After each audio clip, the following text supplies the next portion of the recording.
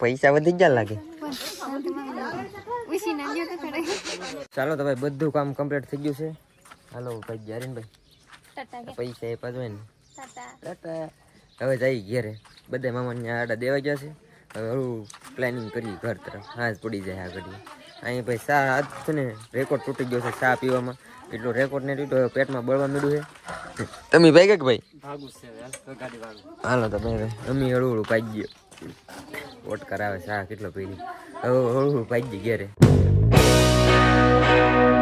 દુકાન ની અંદર અમે જતા ઘેરે તો આશું કે ભાગ લેવો છે. પાછા બીજા મામાની દુકાન ઉભા રહી ગયા.